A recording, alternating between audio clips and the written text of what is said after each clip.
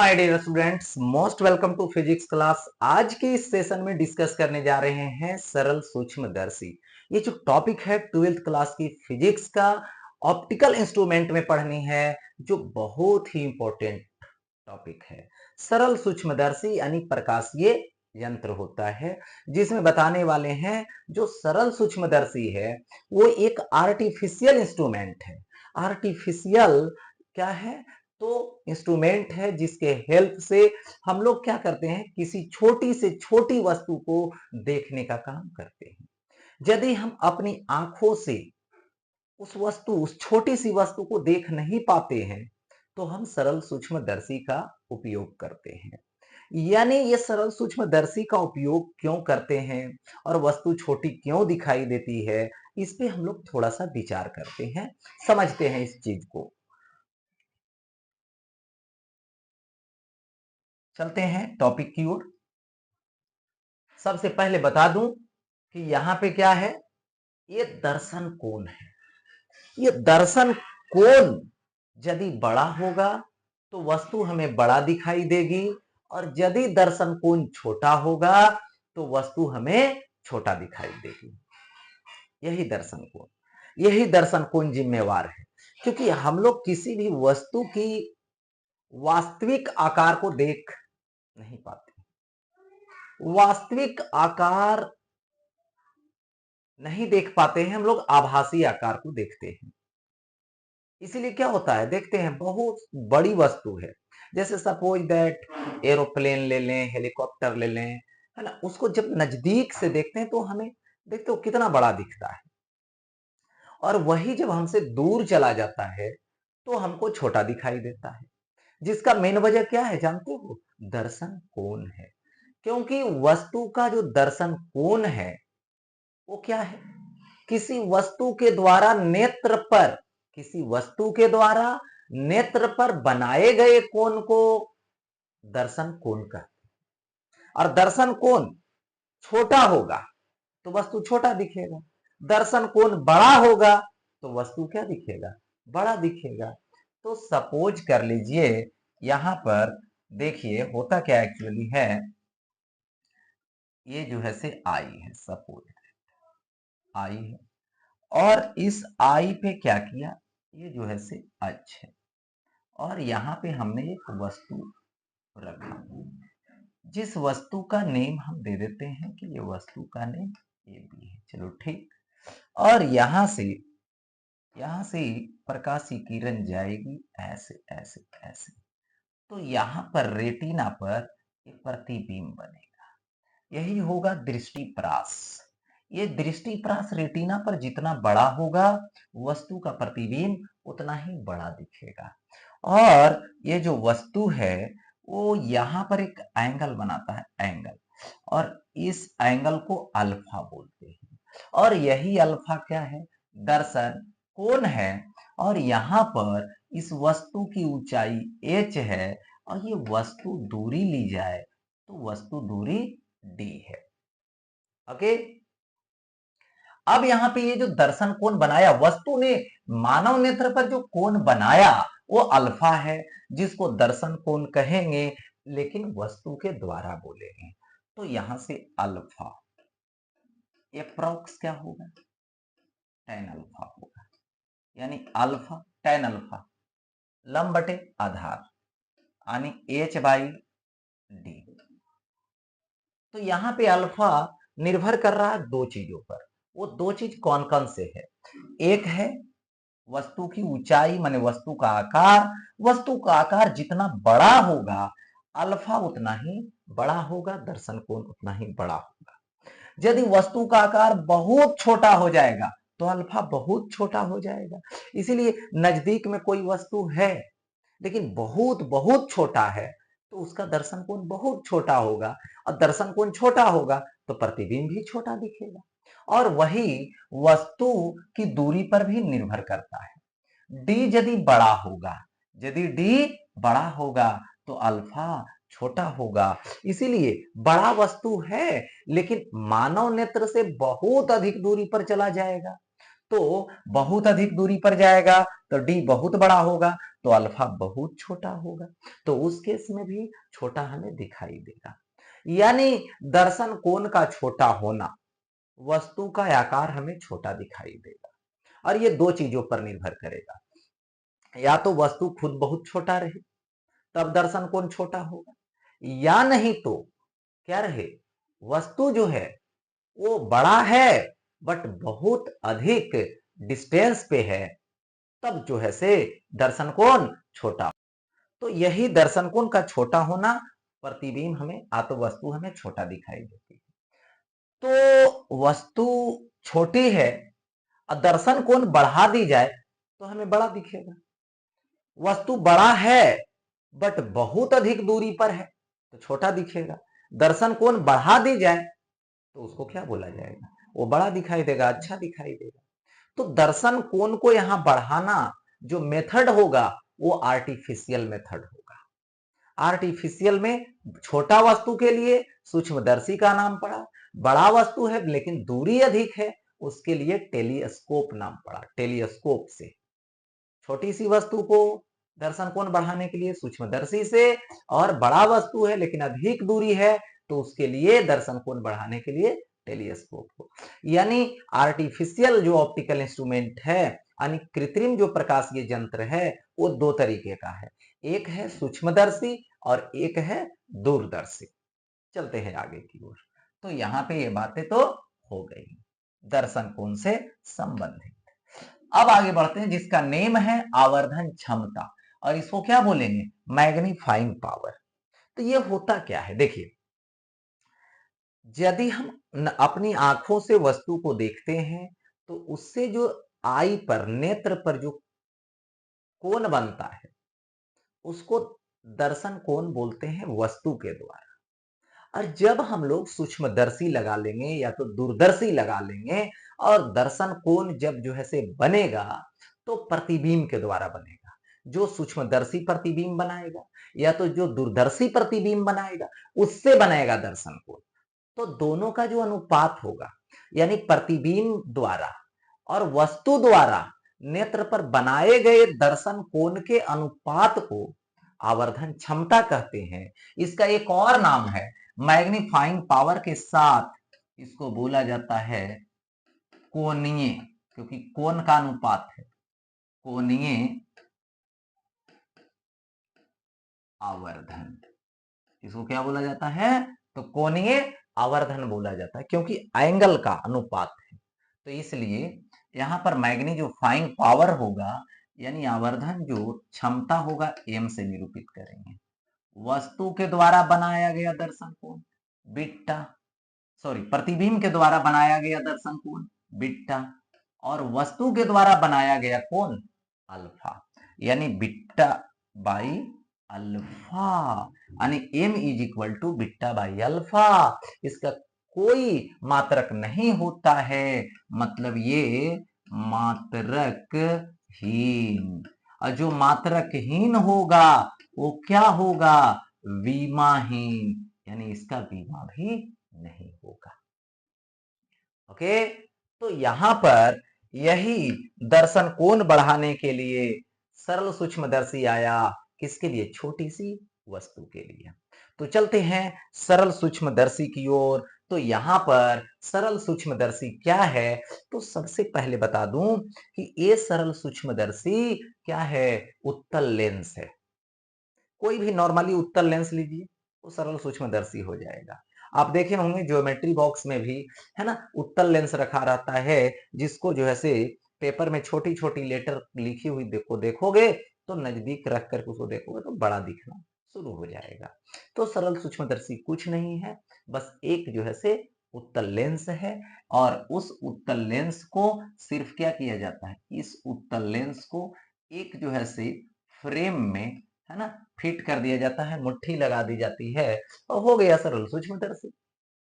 ठीक, अब इसको से यूज करना है देखने के लिए।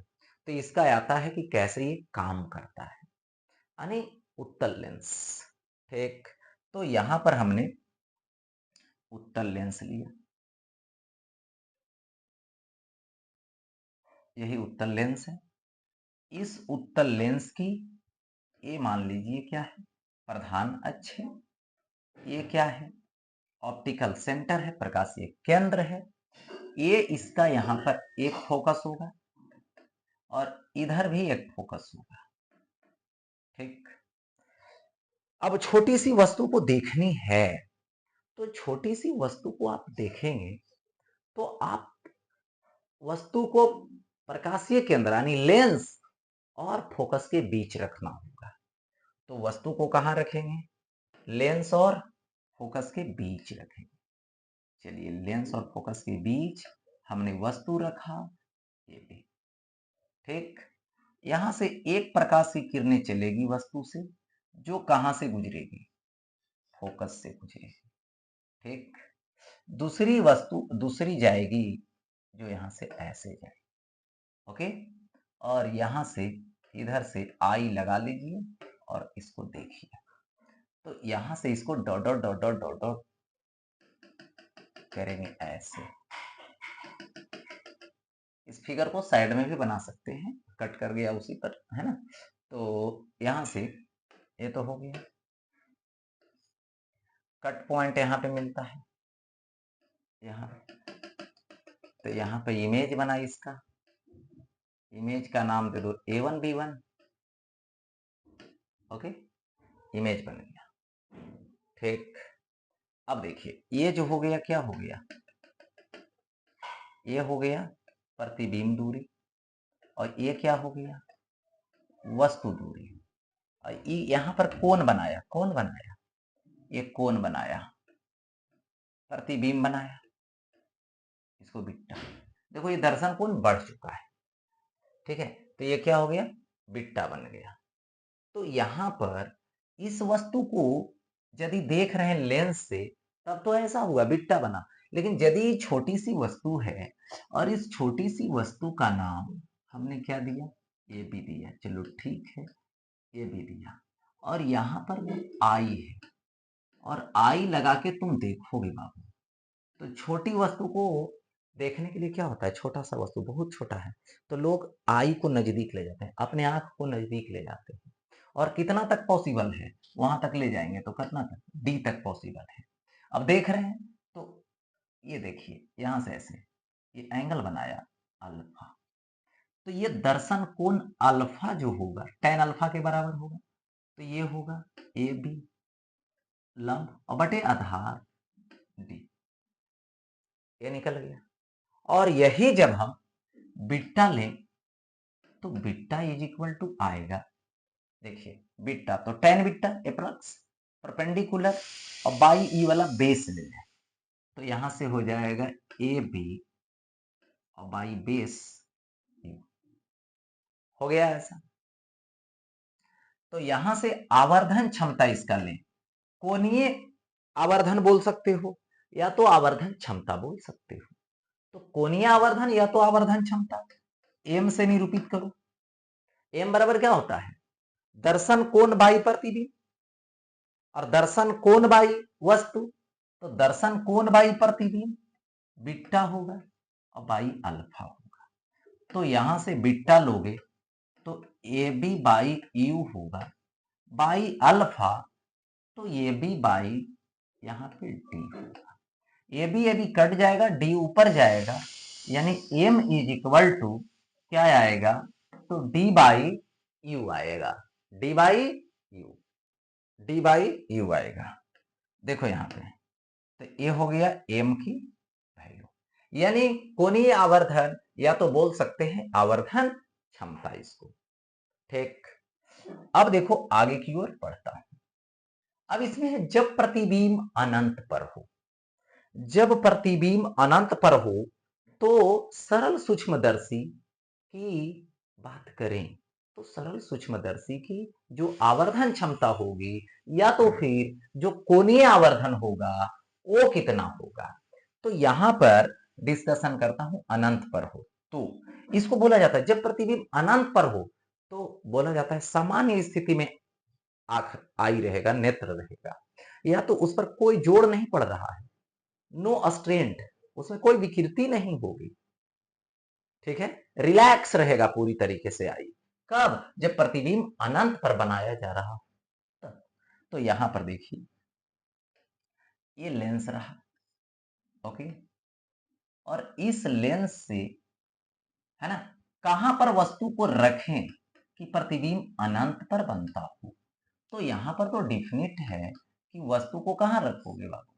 तो वस्तु को रखोगे, AB को रखोगे फोकस पर, तब अपने आप प्रतिबिंब कहां चला जाएगा? अनंत पर। देखो ऐसे रह जाएगी, ऐसे चली जाएगी, और यहां से ऐसे चली जाएगी समानांतर, तो लगेगा कहां से? अनंत से। ठीक, अनंत। ठीक है, तो यहां पर जो u की वैल्यू है वो किसके बराबर होगी? फोकस के बराबर होगी। तो यहां से m is equal to formula लगा देंगे, क्या होता है? d बाई यू होता है। तो m is equal to d by u, u का वैल्यू f दीजिए, तो यहां से m is equal to d by f आएगा। यानी यही तो हो गया कोणीय आवर्धन। कब? जब प्रतिबिंब जो है कहां पर बनेगा? अनंत पर। तो सरल सूक्ष्मदर्शी की जो आवर्धन क्षमता होगी, या तो कोणीय जो आवर्धन होगा, ठीक है, मतलब प्रतिबिंब को आवर्धित कर दे, यानी दर्शन कोण को जो बढ़ा दे, वो क्या होगा? तो यहां से m is equal to d by f आएगा। ओके, नेक्स्ट यहां पर देखिए, अब आता है जब प्रतिबिंब स्पष्ट दर्शन की न्यूनतम दूरी पर हो। प्रतिबिंब कहां बनेगा? स्पष्ट दर्शन की न्यूनतम दूरी पर बनेगा, तब बताइए क्या होगा? ठीक है, यहां पर तो देखिए लेंस लीजिए, लेंस हमने ले लिया, उत्तल लेंस है, सरल सूक्ष्मदर्शी, बस ये है ऑप्टिकल सेंटर, ये रहा फोकस, यहां पर एक छोटी सी वस्तु को लाके मैंने रख दिया, जिसका नाम क्या है? ये बी है। इस वस्तु की जो दूरी है वो यू है। ठीक, अब यहां से देखिए, यहां से प्रतिबिंब बनेगा, ऐसे जाएगा और ये ऐसे जाएगा, डाइवर्ट हो रहा है, dot dot dot dot dot dot ऐसे, यहां पर प्रतिबिंब बनेगा। तो प्रतिबिंब तो बना, चलो ठीक है, तो प्रतिबिंब की जो दूरी होगी वो तो डी होगा, प्रतिबिंब दूरी डी होगा, A1 D1। स्पष्ट दर्शन की न्यूनतम दूरी पर प्रतिबिंब बन रहा है, तब देखो फॉर्मूला क्या होती है? Lens formula 1 by v minus 1 by u is equal to 1 by f. तो भी जो होगा वो डी के बराबर होगा, लेकिन लेफ्ट साइड है, वस्तु के साइड है, इसलिए minus d, minus 1 by u भी माइनस में ही होगा, is equal to 1 by f. तो ये minus minus plus 1 by u, ये माइनस से उधर जाएगा प्लस में 1 by d plus 1 by f. हो गया ऐसा। मुझे क्या चाहिए? आवर्धन चाहिए। तो आवर्धन का बेसिक कंसेप्ट क्या होता है? बेसिक फार्मूला क्या होता है? m is equal to d by u. तो यहां से क्या लिख सकते हैं? ठीक है, यहां से लिखेंगे m is equal to d into 1 by u, that means d into 1 by u, तो 1 by d plus 1 by f. अब डी को अंदर लेकर चले जाइए, डी डी कट जाएगा, ये आएगा, दैट मीन्स यहां पर लिख सकते हैं m is equal to 1 plus d by f. यही तो आ गया आवर्धन क्षमता, या तो इसी को क्या बोलते हैं? कोणीय आवर्धन बोलते हैं। तो मिनिमम मिनिमम कोणीय आवर्धन ये वाला होगा, कब? जब प्रतिबिंब अनंत पर हो। महत्तम कोणीय आवर्धन या तो आवर्धन क्षमता कौन हुआ? 1 प्लस डी बाई एफ हुआ, लेकिन कब? जब प्रतिबिंब स्पष्ट दर्शन की न्यूनतम दूरी पर हो। तो यही जो है से यहां पर क्या होता है? तो यहां पर सरल सूक्ष्मदर्शी का केस होता है। ओके,